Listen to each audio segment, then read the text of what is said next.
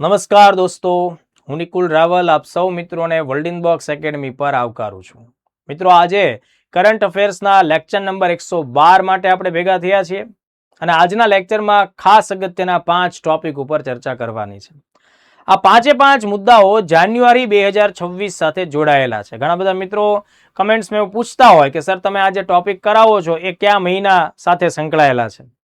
તો આ જાન્યુઆરી 2026ના જ મુદ્દાઓ છે. કેટલાક મુદ્દાઓ આંતરરાષ્ટ્રીય સ્તરના હોય, કેટલાક રાષ્ટ્રીય સ્તરના હશે, કેટલાક ગુજરાત સાથે પણ જોડાયેલા હશે. દોસ્તો, આ કરંટ અફેર્સની નિયમિત લેક્ચર શ્રેણી તમને જીપીએસસી, પોલીસ, સ્ટેટ તમામ પ્રકારની સ્પર્ધાત્મક પરીક્ષાઓ માટે ઉપયોગી સાબિત થશે. આ લેક્ચર શ્રેણીની બીજી એક ખાસ અગત્યની વિશેષતા એ પણ છે કે અહીંયા કરંટમાં રહેલા મુદ્દા સાથે જો કોઈ જરૂરી જનરલ નોલેજનો મુદ્દો પણ જોડાયેલો હોય છે તો આપણે તેની પણ પરીક્ષાલક્ષી ટુ ધી પોઈન્ટ સારામાં સારી ચર્ચાઓ પણ કરી રહ્યા છીએ. એટલે તમારું કરંટ વત્તા કરંટ સાથે સંકળાયેલું જીકે આ બંને આ લેક્ચર શ્રેણીમાં કવર થાય છે, કમ્પ્લીટ થાય છે. બીજી એક ખાસ વાત એ પણ છે કે આ લેક્ચર્સ એવા હોય છે દોસ્તો કે જે માત્ર અને માત્ર પરીક્ષાલક્ષી વિગતો ધરાવતા હોય છે. વધારે ચર્ચાઓ કરી અને મિનિટો ખેંચી કલાકો સુધીના વિડીયો બનાવવાનો કોઈ મતલબ નથી. કારણ કે સ્પર્ધાત્મક પરીક્ષાનો તૈયારી કરતો જે ઉમેદવાર કે વિદ્યાર્થી છે એને ઓલરેડી ઘણા બધા વિષયો તૈયાર કરવાના છે. ઘણું બધું અગત્યનું વાંચવાનું છે, યાદ રાખવાનું છે. એમની પાસે સમયની ખરેખર કટોકટી હોય છે. તો આવા સમયમાં સમયનો સદુપયોગ થાય એ બહુ જ જરૂરી છે. એટલે એ ટાર્ગેટ છે આપણો, એ ઉદ્દેશ છે, એ મુદ્દાને હંમેશા ધ્યાનમાં રાખીને આપણે ચર્ચાઓમાં આગળ વધતા હોઈએ છીએ. આજના લેક્ચરનો સૌથી પહેલો ટોપિક લેવો છે એ છે બ્રિક્સ સંગઠન વિશે કેટલીક વાત કરવાની છે. બ્રિક્સ 2026. મિત્રો, આ વર્ષે આપણો દેશ ભારત બ્રિક્સ એક આંતરરાષ્ટ્રીય સંગઠન છે તેનું અધ્યક્ષ પદ સંભાળી રહ્યો છે. આ કઈ પહેલી વાર નથી. અગાઉ પણ દોસ્તો ભારતે 4 વખત બ્રિક્સની અધ્યક્ષતા સંભાળેલી છે. પણ વર્ષ 2026માં જ્યારે આપણે ચોથી વખત બ્રિક્સ સંગઠનના ચેરમેન એટલે કે અધ્યક્ષ બની રહ્યા છીએ ત્યારે આપણા માટે બ્રિક્સની આ વર્ષની થીમ જાણવી જરૂરી છે અને એ ઉપરાંત બ્રિક્સના કોમન જે જીકેના ટોપિક્સ હોય એને પણ સમજવા જરૂરી છે. કારણ કે કોઈ પણ એંગલમાં સવાલ આવી શકે. માનો કે તમને એવો પ્રશ્ન પૂછે કે બ્રિક્સમાં કેટલા સભ્યો છે, બ્રિક્સનું સચિવાલય અથવા તો વડું મથક કઈ જગ્યાએ આવેલું છે, ભારતે અત્યાર સુધીમાં કેટલી વખત બ્રિક્સની અધ્યક્ષતા સંભાળી છે, વગેરે વગેરે. તો એક એક એંગલને એકદમ સરળતાથી આપણે ક્લિયર કરીશું. ક્લિયર છે?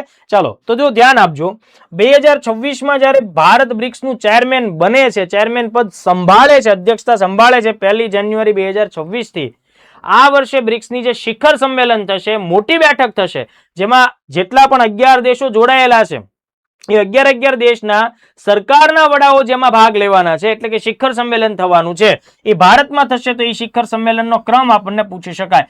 18મો છે, 18મી બેઠક ભારતમાં યોજાશે. બરાબર. હવે જ્યારે યોજાશે ત્યારે તો આખી વિગતો એની આવવાની જ છે, પણ અત્યારથી આપણે ક્રમ ધ્યાનમાં રાખવો પડશે. હવે જુઓ મિત્રો, આ વર્ષે જેમ ભારત અધ્યક્ષ બન્યું એમ ગત વર્ષે બ્રાઝિલ હતું. તો આપણે એ પણ સમજવું પડશે કે બ્રિક્સની અધ્યક્ષતા ભારતે કયા દેશ પાસેથી સ્વીકારી છે. જવાબ આવશે બ્રાઝિલ. એટલે કે 2025માં બ્રિક્સનું અધ્યક્ષ બ્રાઝિલ દેશ હતું, એ વાત પણ ભૂલવી ન જોઈએ.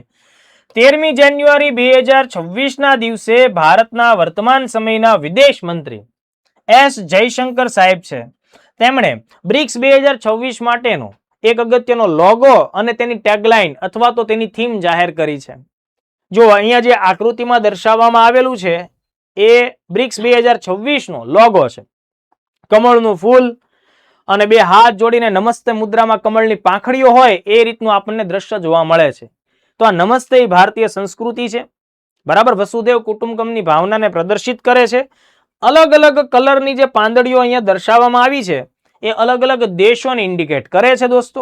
તો ખાસ તો લોટસ એટલે કે કમળનું ફૂલ, એની પાંદડીઓ અને નમસ્તે મુદ્રા એ બ્રિક્સનો લોગો છે. આ વાત આપણે વિદ્યાર્થી તરીકે, ઉમેદવાર તરીકે ધ્યાને રાખવી જોઈએ. હવે બીજો મહત્વનો મુદ્દો કે ભાઈ થીમ શું રાખી, ટેગલાઇન શું રાખ્યું.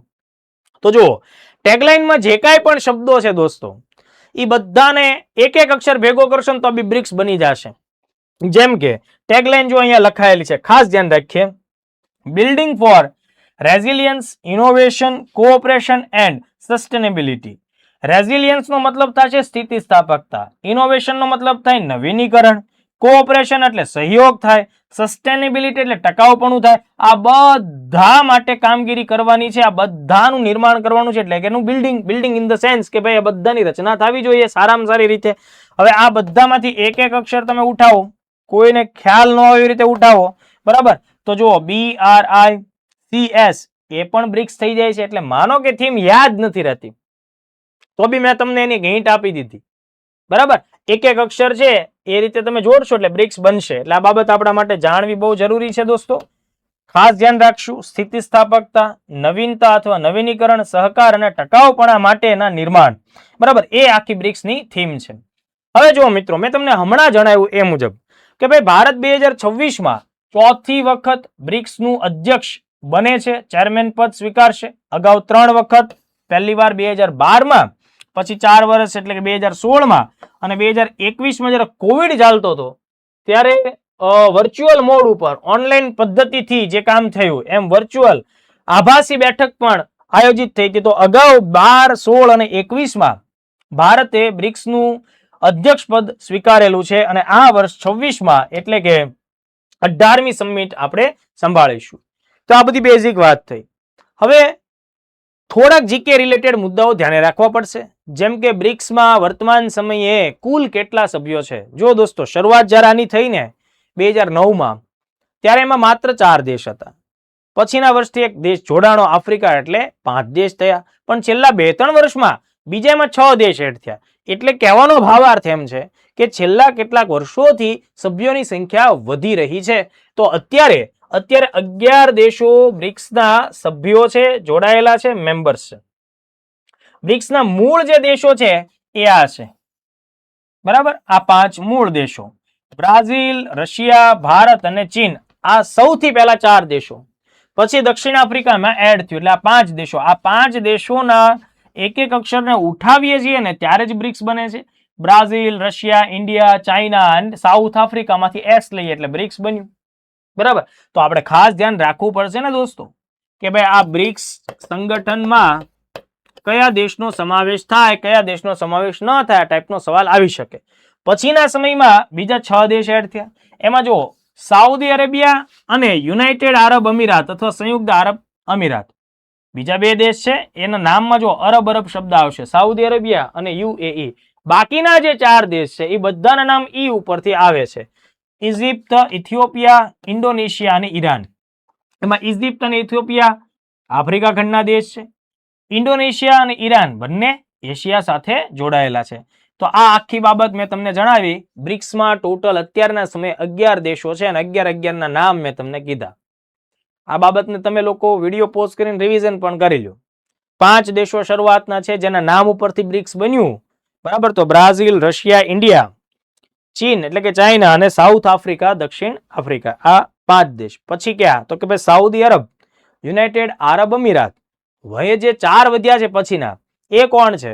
તો કે ભાઈ એ ઇજિપ્ત છે, ઇથિયોપિયા છે, ઇન્ડોનેશિયા છે અને ઈરાન છે. આ બહુ મહત્વની બાબત થઈ. અમેરિકા નથી, યુકે નથી, બરાબર? આવા બધા દેશ આમાં નથી. ચીન ને રશિયા છે, ઈરાન છે. એટલે આ બધા તમને ક્યાંક ને ક્યાંક લાગે કે ડોનાલ્ડ ટ્રમ્પનું ટેમ્પરેચર આ બધાને લીધે વધી જાય. તો આ પ્રકારનું આખું ગ્રુપ છે. માનો કે પેપર કાઢવા વાળો વ્યક્તિ તમને લોકોને આયરના અનુસંધાને અથવા ઇકોનોમિક્સના અનુસંધાને એવો સવાલ આપી દે કે આ બ્રિક્સ સંગઠન રચાવવું જોઈએ, બરાબર? આ પ્રકારની વિચાર, આ પ્રકારનો જે કોન્સેપ્ટ છે એ સૌથી પહેલા કયા અર્થશાસ્ત્રીએ આપેલું? જવાબ છે જીમ ઓ નીલ. આ નામ આપણે ભૂલવાનું નથી. જીમ ઓ નીલ નામના બ્રિટિશ અર્થશાસ્ત્રીએ વર્ષ 2001માં પોતાના રિસર્ચમાં એવું સાબિત કર્યું કે આ બ્રાઝિલ, રશિયા, ભારત અને ચીન આ 4 દેશો એવા છે કે જેમની ઇકોનોમીના પ્રોબ્લેમ્સ ઘણા ખરા અંશે એકબીજાના પૂરક થઈને સોલ્વ થઈ શકે એમ છે. એટલા માટે થઈને આ 4 દેશોએ એકબીજા સાથે કનેક્ટ થવું જોઈએ. એટલે જીમ ઓ નીલ એટલે પેપરના દ્રષ્ટિકોણથી આ અર્થશાસ્ત્રીનું નામ યાદ રાખવું ખૂબ જ જરૂરી છે. 2009માં મિત્રો ખાસ ધ્યાન રાખજો, 2009માં બ્રિક્સનું પહેલું શિખર સંમેલન, એટલે શિખર સંમેલન શબ્દ છે એ ધ્યાન રાખજો. જ્યારે સરકારના વડાઓ ભેગા થતા હોય ને એવા સંમેલન માટે આપણે શિખર સંમેલન એવો શબ્દ વાપરીએ. શિખર સંમેલન એટલે ઘણીવાર વિદ્યાર્થી એવું વિચારે કે સંમેલન કોઈ શિખર ઉપર થવાનું હશે. એવું નહીં ભાઈ. બરાબર. શિખર ઉપર સંમેલન થાય એને શિખર સંમેલન કહેવાય એવી કોઈ વાત નથી. શિખર સંમેલન એટલે એપેક્સ સમિટ કહેવાય. એપેક્સ સમિટનો મતલબ સરકાર ચલાવતા લોકો જે હોય, જેમ કે ભારતમાં નરેન્દ્ર મોદી સાહેબ, તમને એમ થાય કે ભાઈ દેશના વડા તો રાષ્ટ્રપતિ છે, પણ સરકારના વડા કોણ છે? ભાઈ સરકારના વડા તો એ વડાપ્રધાન છે. એવી રીતે રશિયા હોય તો વ્લાદિમીર પુતિન છે, તો એ સરકારનો વડો છે, દેશ ચલાવે છે આખો. બરાબર. તો આ રીતના માણસો. તો પહેલું શિખર સંમેલન રશિયામાં થયું હતું 2009માં યેકાટેરિનબર્ગ. આ પણ જીકે થઈ ગયું, આ પણ યાદ રાખવું પડે. હું તમને કઈ 18 ના નામ નહીં આપું, અને 18 ના નામ તમારે યાદ રાખવાના પણ ન હોય. એમાં કોઈ બુદ્ધિનું પ્રદર્શન નથી. એટલે એ કોઈ બાબતને આપણે ધ્યાને નહીં રાખીએ. આપણે માત્ર એવા મુદ્દા યાદ રાખવાના જે એક્ઝામ માટે જરૂરી હોય. હવે બીજી વાત કે ભાઈ આ જે સંગઠન છે દોસ્તો, તો શું તેનું કોઈ આંતરરાષ્ટ્રીય વડું મથક કે કોઈ સચિવાલય છે? જવાબ છે નો. તેનું કોઈ કાયમી વડું મથક નથી. બરાબર. આ બાબત તમારે એકદમ ધ્યાનથી જોઈ લેવી પડશે કે ભાઈ તેનું કોઈ કાયમી વડું મથક કે સચિવાલય નથી. હવે આ જે બધા દેશો છે દોસ્તો, એ બધા દેશોમાં જુઓ તમે, એશિયાના, આફ્રિકાના દેશોને સ્થાન સારું મળ્યું છે. એટલે જે બધા ગ્લોબલ સાઉથના દેશો કહેવાય, બરાબર, ગ્લોબલ સાઉથ એટલે કે યુરોપ સિવાયના જે પ્રદેશોમાં આવતા દેશો છે, અમેરિકા યુરોપને બાદ કરતી જે દુનિયા છે, બરાબર, તો આ બધા દક્ષિણ તરફના જે બધા પ્રદેશો છે એમને આંતરરાષ્ટ્રીય સ્તર ઉપર ઘણા લાંબા દાયકાઓથી one kind of ignorance feel થઈ છે. એ લોકોના અવાજને બરાબર ઓળખવામાં નથી આવ્યો, એમની માંગણીઓને ધ્યાને લાવવામાં નથી આવી. એ પછી યુનાઇટેડ નેશનના મુદ્દા હોય, વર્લ્ડ બેંક હોય, IMF હોય, તો આ પ્રકારનું સંગઠન ગ્લોબલ સાઉથની એકતાને વધારે મજબૂત બનાવે છે. મતલબ જીપીએસસીમાં આઈઆરના વિધાનવાળા ક્વેશ્ચન્સ આવે તો આ ટાઈપના મુદ્દાઓ પણ તમારે ધ્યાને રાખવાના છે. એટલે ફેક્ટ્સની સાથે કોન્સેપ્ટ પણ પકડવા પડે. પહેલો મુદ્દો તમારો આઈ થિંક ક્લિયર થાય છે. બરાબર. એમાં જો કોઈ જગ્યાએ ન સમજમાં આવે તો તમે લોકો કમેન્ટ કરજો, આપણે તેને નિરાકરણ કરી દેશું. ત્યારબાદ બીજો મુદ્દો પણ ઇકોનોમિક સાથે સંકળાયેલો છે. આપણા દેશમાં છેલ્લા 10 વર્ષોમાં એટલે કે 2013-14 થી આપણે ગણીએ તો 10 વર્ષમાં એડ કરો એટલે 23-24 સુધીનો સમયગાળો આપણે જોઈએ. એટલે છેલ્લા 10 વર્ષોમાં ભારતમાં માછલીના ઉત્પાદનમાં ખૂબ જ પરિવર્તન જોવા મળ્યું છે. મતલબ લગભગ ઉત્પાદન આપણું બમણું કે બમણાથી પણ વધારે જોવા મળ્યું છે. એટલે એનો મતલબ એમ થાય કે ભાઈ છેલ્લા 10 વર્ષમાં ભારત સરકારે મત્સ્ય ઉત્પાદનને ધ્યાનમાં રાખીને ઘણી બધી સારી યોજનાઓ, સારી પદ્ધતિઓ, રિસર્ચ, બરાબર, આવું બહુ બધું કામ કર્યું હશે. એટલે માછલીના ઉત્પાદનને પ્રોત્સાહન આપવામાં ભારત સરકારે છેલ્લા 10 વર્ષોમાં સારી એવી સફળતા પ્રાપ્ત કરી છે. હવે આના અનુસંધાને આંકડાકીય સવાલો આવી શકે છે. જેમ કે આપણે ખાસ ધ્યાન રાખીએ કે ભાઈ ભારતમાં માછલીનું ઉત્પાદન 2013-14 ના નાણાકીય વર્ષના અનુસંધાને 95.79 લાખ ટન હતું, જે વધીને 2024-25માં 197.75 લાખ ટન એટલે લગભગ બમણું જોવા મળ્યું છે. એટલે આ બાબત સરકારના આંકડાઓ છે ભાઈ, બરાબર. 95 માંથી 197 લાખ ટને આપણે પહોંચ્યા છીએ, એટલે લગભગ બમણાથી પણ વધારે કહી શકાય. એટલે લગભગ બમણું જોવા મળે છે. દેશની અંદર 74.66 લાખથી વધુ લોકો મત્સ્ય ઉત્પાદનની કોઈ ને કોઈ પ્રકારની પ્રવૃત્તિ સાથે સંકળાયેલા છે. એટલે 74.66 લાખ એટલે આશરે યાદ રાખવા માટે 75 લાખ લોકો ગણી લ્યો. 75 લાખ લોકો જે છે દોસ્તો એ મત્સ્ય ઉત્પાદનની એક્ટિવિટી સાથે સંકળાયેલા છે. એટલે આ મુદ્દો આપણા માટે જાણવો ખૂબ જરૂરી છે. ભારતે છેલ્લા દાયકામાં માછલીના ઉત્પાદનમાં 106% વધારો કર્યો છે. આ ટકાવારી પરીક્ષામાં પૂછી શકાય. 106% વધારો કેટલા સમયમાં? તો કે ભાઈ છેલ્લા દાયકામાં, 10 વર્ષના અનુસંધાને. વિશ્વમાં જે 100% માછલી ઉત્પાદન થતું હોય એમાં ભારત 8% હિસ્સેદારી ધરાવે છે. 8% હિસ્સેદારી ધરાવે. અને આફ્ટર ચીન પછી ભારત અત્યારના સમયે વિશ્વનો બીજા નંબરે સૌથી મોટો માછલી ઉત્પાદક દેશ બન્યો છે. તો આ બાબત આપણા માટે બહુ જ મહત્વનું થાય. આફ્ટર ચાઇના આપણે બીજા નંબર ઉપર છીએ. એટલે આ જે બીજા નંબરની બાબત છે ને એ પણ પરીક્ષામાં પૂછી શકાય. વિશ્વમાં માછલી ઉત્પાદન બાબતે ભારતનું સ્થાન જણાવો. બીજું, ભારતના જે દરિયાકાંઠે આવેલા પ્રદેશો છે જેમાં 9 રાજ્યોનો સમાવેશ થાય અને 4 કેન્દ્ર શાસિત પ્રદેશો, તો આ બધામાં પણ માછલીના ઉત્પાદનમાં સૌથી પહેલા નંબર ઉપર રાજ્ય કયું થાય? આપણો જવાબ હોવો જોઈએ આંધ્રપ્રદેશ. જો દોસ્તો, આંકડાઓની વાત છે, આ બધી બાબતો સમય સાથે સ્થિર નથી રહેતી, સમય સાથે બદલાતી રહે. આજ આંધ્રપ્રદેશ છે, બની શકે 2 વર્ષ પછી તમિલનાડુ હોઈ શકે, ગુજરાત પણ હોઈ શકે, બીજું કોઈ રાજ્ય હોઈ શકે જે દરિયાકાંઠે મત્સ્ય ઉત્પાદનની પ્રવૃત્તિ કરતી હોય. પણ જ્યારે આ અનુસંધાન જાન્યુઆરી 2026 નો છે ત્યારે આંધ્રપ્રદેશ છે, આ વિગતને તમારે ધ્યાને રાખવાની. તો આ એકદમ ટૂંકો અને નાનો મુદ્દો છે, પરીક્ષામાં પૂછી શકાય એવો મુદ્દો છે. હવે જુઓ મિત્રો, જાન્યુઆરી મહિનામાં 16મી જાન્યુઆરીને આપણે એક ખાસ એક અનોખા દિવસ તરીકે ઉજવીએ છીએ. National startup day, national startup દિવસ તરીકે ઉજવીએ છીએ. એટલે અહીંયાથી પહેલા તો તારીખ આપણા માટે જાણવી ખૂબ જરૂરી છે. રાષ્ટ્રીય સ્ટાર્ટઅપ દિવસ ક્યારે ઉજવાય છે? 16મી જાન્યુઆરી.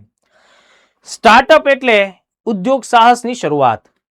ભણેલા ગણેલા એજ્યુકેટેડ ટેકનિકલ ફિલ્ડના કે કોઈ પણ ફિલ્ડના માણસો જ્યારે પોતાનો સ્વરોજગાર ચાલુ કરે, કોઈ પ્રોડક્ટ બનાવે, કોઈ સર્વિસ સેક્ટરમાં આગળ વધે, ત્યારે એની જે શરૂઆતની તબક્કાઓ છે, શરૂઆતની એની અવસ્થા છે, એને આપણે સામાન્ય રીતે સ્ટાર્ટઅપ તરીકે ઓળખીએ છીએ.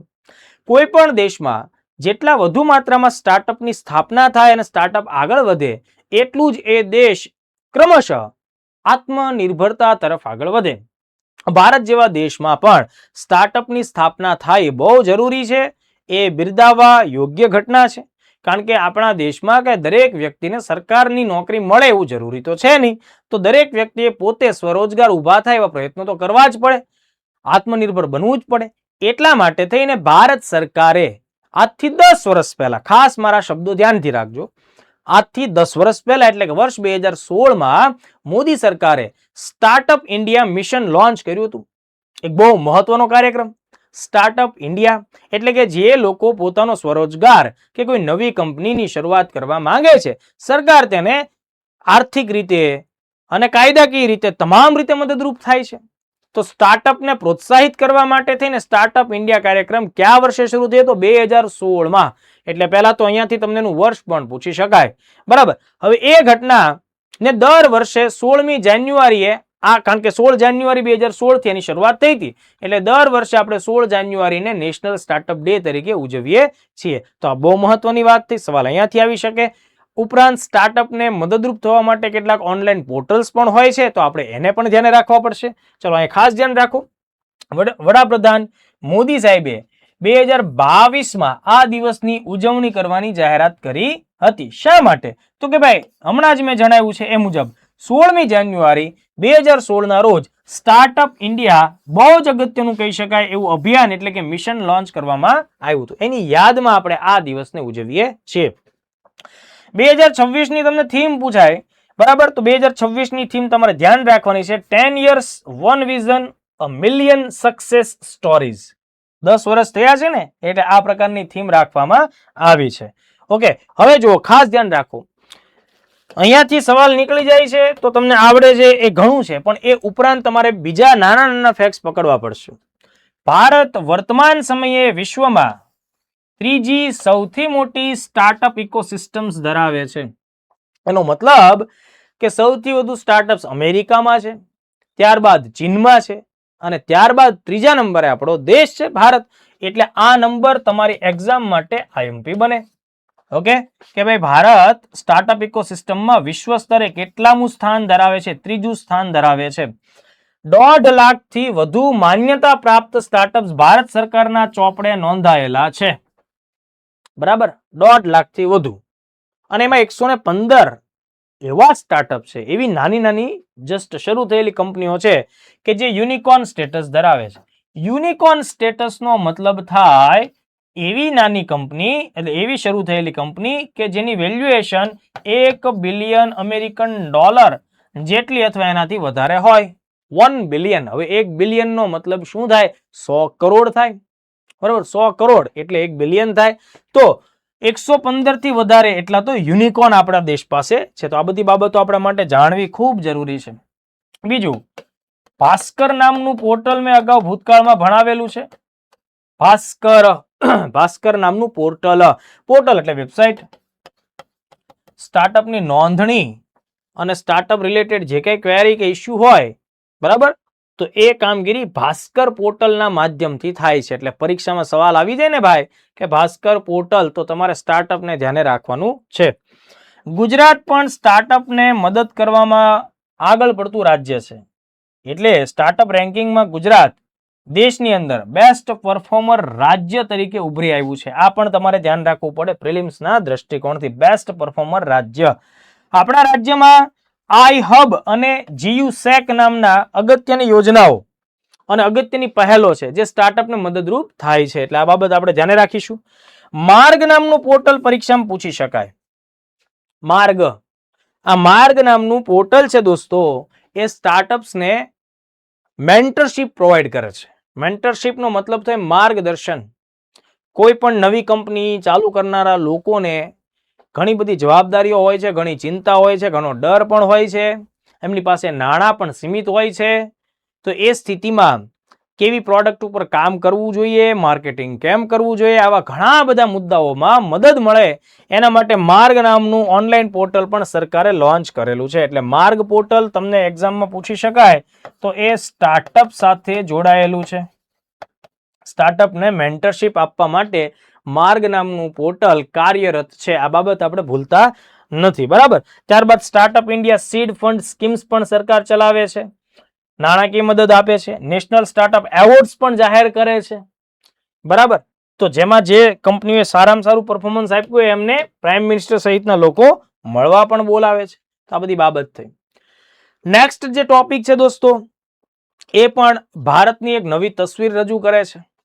ટપાલ વિભાગ સાથે જોડાયેલો મુદ્દો છે અને ઓનલાઈન કોમર્સ સાથે જોડાયેલો મુદ્દો છે.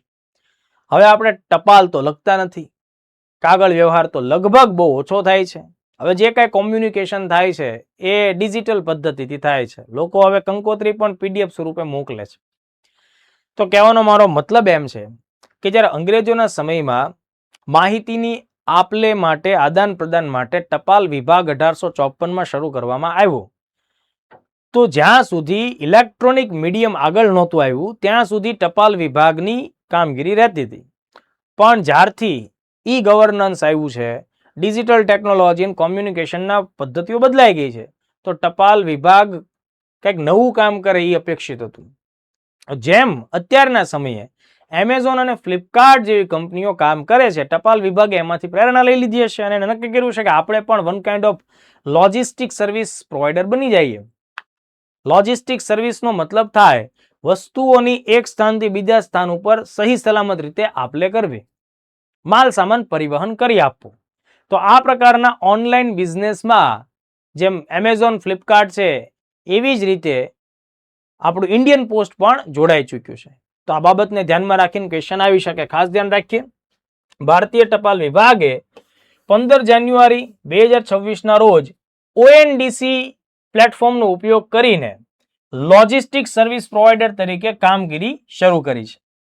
અને ઓએનડીસી ઓનલાઈન ઓર્ડરની સૌપ્રથમ ઓર્ડરની સફળતાપૂર્વક ડિલિવરી ઇન્ડિયન પોસ્ટના માણસોએ કરી આપી છે. એટલે અહીંયા જુઓ, બે એંગલ તમારે ધ્યાને રાખવા પડશે. એક બાબત છે કે ભાઈ પોસ્ટ વિભાગે કયા પ્રકારની કામગીરી કરી. Logistic service provider. લોજિસ્ટિક્સનો મતલબ ભારે ભરખમ વસ્તુઓ અથવા જે કાંઈ પણ જરૂરી વસ્તુઓ છે એની ડિલિવરી કરવી. આ પ્રકારની જે કામગીરી કરતા હોય એને લોજિસ્ટિક સર્વિસ પ્રોવાઈડર તરીકે ઓળખી શકાય. એક આ એંગલ થયું. બીજી બાબત શું ધ્યાને રાખવાની કે તેને કયા પ્લેટફોર્મનો ઉપયોગ કર્યો? Amazon, Flipkart? નો. જવાબ છે ઓએનડીસી. ઓએનડીસી ખાસ ધ્યાન રાખજો, ભારત સરકારે પોતે તૈયાર કરેલું એક ઓપન નેટવર્ક છે. નામ શું છે ઓએનડીસી નું? પૂરું નામ પરીક્ષામાં પૂછી શકાય. Open network for digital commerce. Digital commerce. Digital કોમર્સનો મતલબ થાય કે જે ઓનલાઈન પદ્ધતિથી વેપાર થાય છે એ બધું ડિજિટલ કોમર્સ કહેવાય. તમે બ્લિંકિટ કરો છો, ઓકે, તમે સ્વિગી, ઝોમેટોનો ઉપયોગ કરીને ફૂડ મંગાવો છો, અથવા તો ઓનલાઈન ગ્રોસરી શોપ ઉપરથી કોઈ ઓર્ડર આપો છો અને ઘરે વસ્તુઓ પહોંચતી જાય છે. એમેઝોન ઉપરથી કોઈ વસ્તુ ખરીદો છો, ફ્લિપકાર્ટના કે મીશો જેવા પ્લેટફોર્મ ઉપરથી કોઈ વસ્તુ ખરીદો છો, આ બધું જે વેપાર થાય છે એ ઓનલાઈન પદ્ધતિથી થાય, ડિજિટલ પદ્ધતિથી થાય. એ બધાને ઈ કોમર્સ પણ કહેવાય અથવા તો તેને ડિજિટલ કોમર્સ પણ કહી શકાય. પણ આપણે જોયું કે ભાઈ આ એમેઝોન, ફ્લિપકાર્ટ આ બધી કંપનીઓ છે એમાં કંઈક ને કંઈક ભારતના લોકોના હિત કોમ્પ્રોમાઇઝ થતા હોય અને એ લોકોની બજાર ઉપર ટેકનોલોજીકલી મોનોપોલી હોય એટલે એમાં ઘણા બધા લોકોનું શોષણ થાય. તો ભારતના જે નવા લોકો ઉભરે છે એના માટે સરકારે કંઈક પ્લેટફોર્મ તો બનાવવું જોઈએ ને. તો એ જ રીતનું પ્લેટફોર્મ એટલે ONDC, એટલે ભારત સરકારનું પોતાનું સરકારી ઓનલાઈન સર્વિસ પ્રોવાઈડ કરવા માટેનું પોર્ટલ છે. અહીંયા બંને પ્રકારના લોકો રજીસ્ટર્ડ થઈ શકે છે. જેને સર્વિસ આપવી છે એવા લોકો હોઈ શકે, જેને સર્વિસ જોઈએ છે એવા લોકો પણ આનો ઉપયોગ કરે, જેમ એમેઝોન છે એવી જ રીતે. ઓકે, તો તમને એક્ઝામમાં ONDC નું ફૂલ ફોર્મ પૂછી શકાય. Open network for digital commerce. શરૂઆત ક્યારે થઈ? 21માં લોન્ચ થયું, પણ 22માં એને કામગીરી વ્યવસ્થિત રીતે ચાલુ કરી. એટલે એક્ઝામમાં પૂછાય ને ભાઈ તો 22 આપે છે, ટીક મારી દેજો, બરાબર. પણ સામાન્ય રીતે જે પ્રેક્ટિસ માટે અથવા તો જે કહી શકાય કે પાયલોટ પ્રોજેક્ટ હોય એ 31મી ડિસેમ્બર 2021, પણ તો એ વર્ષનો છેલ્લો દિવસ છે એટલે તમારે 22 ટીક મારવું, બરાબર. 22 થી એને કામગીરી ચાલુ કરી છે અને એનો જ ઉપયોગ ઇન્ડિયન પોસ્ટે કર્યો છે. હવે જો આ ONDC છે એ ખાસ ધ્યાન રાખજો. આ ONDC વાળો આખો જે પ્રોજેક્ટ દોસ્તો તૈયાર કર્યો એ કોણે કર્યો? તો કે ભાઈ ભારત સરકારના વાણિજ્ય અને ઉદ્યોગ મંત્રાલય, વાણિજ્ય અને ઉદ્યોગ મંત્રાલય, કોમર્સ એન્ડ ઇન્ડસ્ટ્રી માટેનું જે મિનિસ્ટ્રી છે તેના અંતર્ગત કામ કરતું DPIIT, department four promotion of industry and internal trade, આ વિભાગ દ્વારા શરૂ કરવામાં આવેલું છે. કારણ મેં તમને બધા કીધા છે શા માટે આ આખી બાબત થઈ એ બધી બાબત. ઓકે, તો આ બહુ મહત્વનો મુદ્દો કીધો. Indian post and then after ONDC બંને સાથે આ વસ્તુ લાગુ પડે છે. આ લેક્ચરનો છેલ્લો ટોપિક જોઈ લ્યો. આ ફોટો કદાચ તમે જોયો હશે સોશિયલ મીડિયા કે છાપામાં. આ ફોટો છપાયેલો છે. જાન્યુઆરી મહિનામાં આ ફોટો વાયરલ થાય છે. આ ભાઈને તમે બધા ઓળખો છો અને મેં પાછલા લેક્ચર્સમાં કીધું હતું કે આ નંગનું નામ ડોનાલ્ડ ટ્રમ્પ છે. એની બાજુમાં જે આ બેન ઉભા છે એ વેનેઝુએલા દેશના નાગરિક છે, બરાબર. મારિયા કોરિનો મચાડો, આવું એનું નામ છે. એનું મિનિંગ શું થાય ગૂગલ ઉપર જઈને ગોતતા નહીં, તમારે બીજા ઘણા બધા કામ કરવાના છે એટલા માટે. પણ આ મેડમનું નામ છે મચાડો. ઓકે, આ બેનને વર્ષ 2025માં શાંતિ માટેનો નોબેલ પુરસ્કાર આપવામાં આવ્યો છે. કેમ? તો કે ભાઈ વેનેઝુએલામાં સરમુખત્યારશાહી શાસન ઘણા લાંબા સમયથી એટલે લગભગ 1.5 દાયકાથી ચાલતું હતું, બરાબર છે. વેનેઝુએલાનો રાષ્ટ્રપતિ હતો નિકોલસ માદુરો.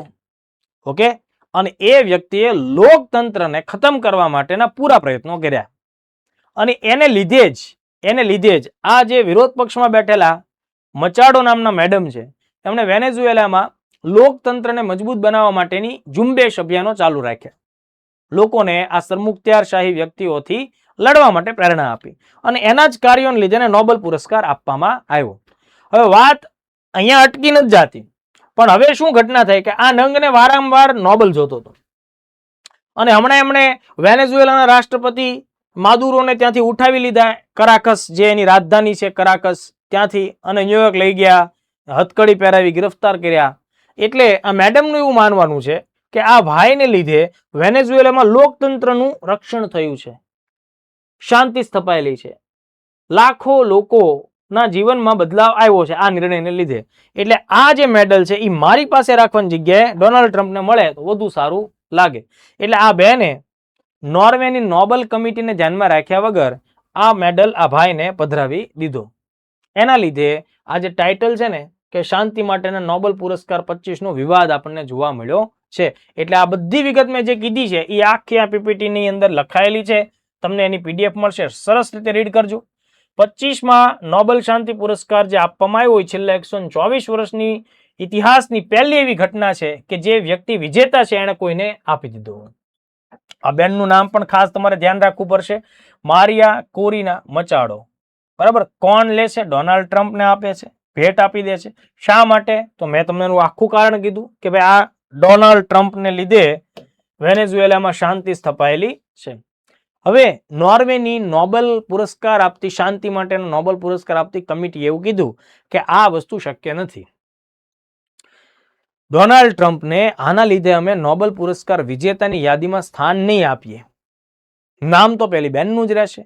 હા, આ ગોલ્ડનો કોઈન ભલે ડોનાલ્ડ ટ્રમ્પ વાપરી જાય વટાવીને કે એના ખિસ્સાના બટનની જેમ ટાંગેલું રાખે, એનાથી અમને ફેર નથી પડતો. પણ કાયદેસર રીતે જે નામ વિજેતાની યાદીમાં છે ડોનાલ્ડ ટ્રમ્પનું નામ આવશે નહીં. તો આ 5 મુદ્દાઓ મેં તમને આજના લેક્ચરમાં સમજાવ્યા. 112 નંબરનો મુદ્દો છે. દોસ્તો આ બધી જ વસ્તુઓ જાણવી બહુ જરૂરી છે. જે ખૂબ આઈએમપી છે એવા બધા મુદ્દાઓની આપણે ચર્ચા કરશું.